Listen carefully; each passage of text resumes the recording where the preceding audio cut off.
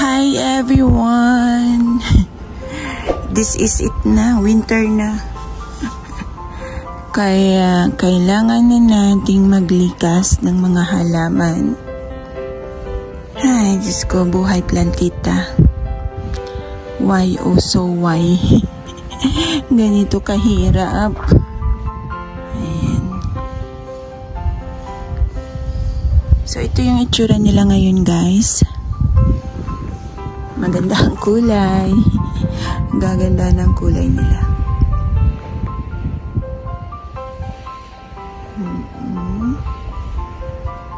Ayan ang itsura nila ngayon. At tayo'y magta-transformation. Transformation daw. Ng ating plant rock para sila ay maprotektahan. Maprotektahan laban sa lamig. So, tara, samahan niyo ako, guys. This is before. At mamaya papakita ko sa inyo ang after. Maganda ang kulay.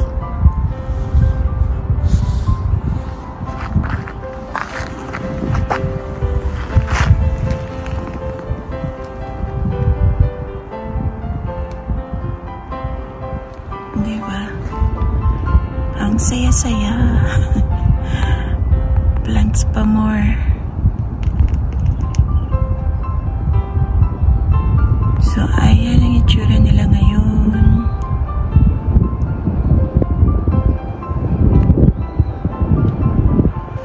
Enjoy muna natin yung kanilang ganda. At kapag sila ay natabunan na, hindi na natin sila makikita ang ganyan ka-blooming. Mga walang dilig pa to, guys.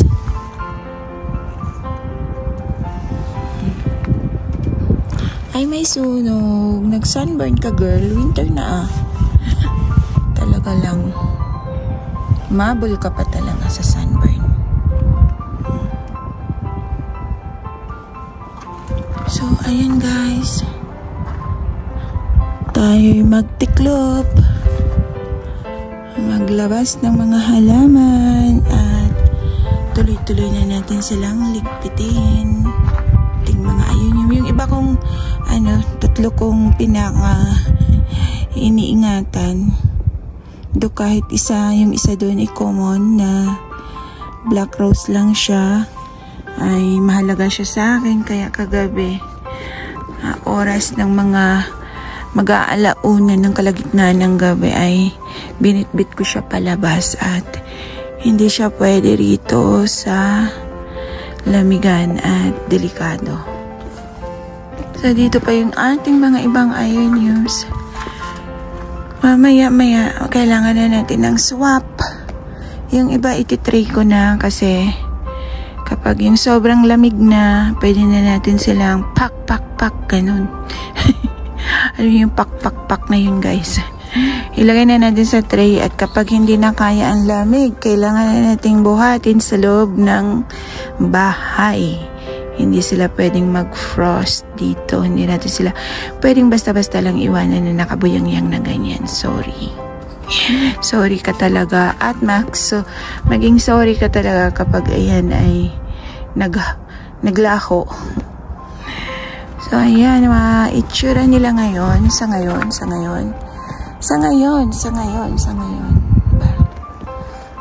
Ito yung from Angge.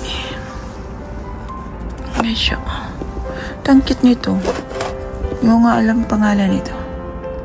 Ayan. Why so are you so cute? Super cute. Diba? Ayan, ang gaganda nila ngayon. At ito ang bigay sa akin ng aking anak. Hindi ka pwedeng iwanan dito sa labasan. At kailangan mong dalhin sa looban. Diba? Super lush. So, ganyan ang itsura nila ngayon, guys. Maya-maya, babalikan ko kayo. Ito ang laki.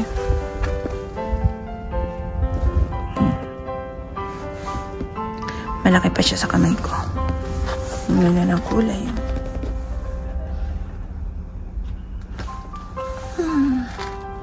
Si Chanel. Ito yung anak kong Chanel. Nag-struggle siya. Kaya noong nakita ako ng isa pang Chanel na super ang daming baby. So, ayan. Ayan, hindi na ako nagdalawang isip pa. Buy na siya. Sabi niya, ano? Diba? So, wait lang guys. Ako'y tatrabaho muna. Ang ating Mrs. First. Ang ganda natin. Tatrabaho na muna. At maya-maya papakita ko sa inyo kung anong kalalabasan ng gagawin ko today.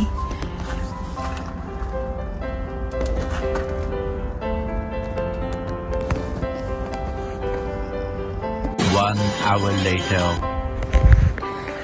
Ayan na sila guys. At ako'y ngarag na. Natanggal ko na sila sa mga kung saan sila inilagay. Ayan. Natanggal ko na sila dyan sa plant truck na yan. At change plan. So yun, nagtanggal ako ng mga halaman ko doon sa taas ng plant truck. Ayan. At hinila ko na nga yung plant truck na rin para mabalot na. So, nakalkal ko yung iba nating halaman na super dry na nila guys. Wala talagang as in, walang dilig. So, ngayon, ano muna tayo? Balak ko. Diligan ang dapat diligan. Paliguan ng konti. Kasi super dry. Nakakaawa. Bago natin sila ligpitin ng todo-todo. Ayan, grabe ang kalat. Sobrang kalat. Kalat dito, kalat doon. Hindi ko alam matatapos ko to ngayon. So, ayan. Magdilig muna tayo. Mamaya ulit. 24 hours later. So, ayan guys. Nakabuyang-yang pa rin sila. Nakabuyang-yang pa rin sila. Hindi pa rin tapos. So, konti na lang. At ito, inuna ko talaga sila para, kasi dito talaga ako kinakabahan sa mga to eh. So, ayan, kahit papano eh, madali pag halimbawang sobrang baba yung temperature natin eh, madali ko na silang matatabunan sa ganitong paraan. Ayan. Para namang walang nagbago. Parang ganun pa rin. Nakabuyang-yang pa rin sila.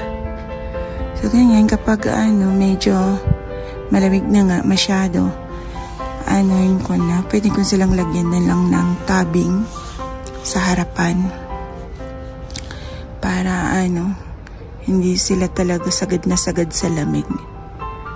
At yung iba pa ay mga next week. Wala na akong oras. Inabot na ako ng dilim. Magdidilim na guys. Mga next week ko na lang itutuloy yung iba. Ayan. Yung mga echeveria naman natin ay medyo matibay naman sila sa lamig.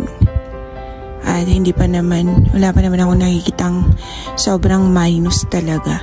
Nasa 1 degree, siguro pinakamababa 0 next week. At madali na lang natin silang tabunan sa ganitong itsura nila. Kaya good luck. So yun lang muna guys, hanggang dito na lang ulit muna ang video natin. Sa uulitin, thank you ulit sa panonood at sa walang sawang suporta. Thank you guys.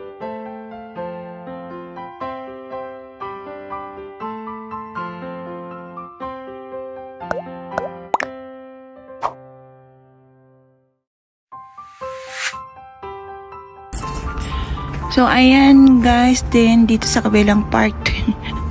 Ayan, kahit papano ay kapag malamig na masyado, pwede naman nating isara yan.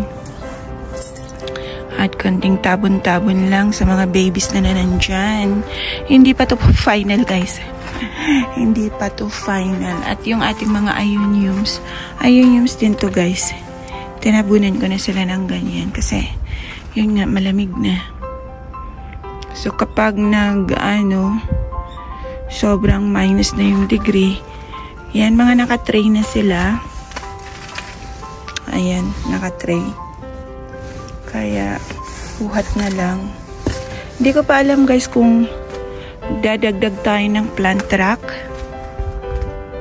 Isa pa. Or kakaririn na natin ito. Or doon. Para kahit papano ay may tambak pa natin yung iba nating ioniums na malalaki. So, ayun lang muna sa araw na to ang ating nagawa. Dahil nga, syempre, hindi naman tayo pwedeng sa garden lang. Kailangan din natin gumawa sa loob ng bahay. At, ayan, ang cute nilang tatlo. Enjoy kayo dyan sa lamig. Buhay pa kayo. Ang cute-cute. Cute nyo ah. Di ba kayo giniginaw? Eto si Busangod to eh. Gininaw na siya eh. Giniginaw siya eh. Ayan. Dito ka lang. Giniginaw ka no. Kaya ka na kasi mangot. Diyan ka lang muna. Ayan. Diyan na muna kayo. At dito rin ako sa ganun. Ayan. Sa ngayon ang ating mga nagawa. So, ayan guys, after ilang araw na ginawa ko to, ayan, 0 degree na sa amin dito. Kaya hanggat hindi natin ma-final ang pwesto ng ating iba pang ioniums, ayan, temporary tabon ulit tayo so, guys. So, ngayon yan lang muna ang ma-share ko sa inyo. Thank you always and have a blessed day to everyone. Bye!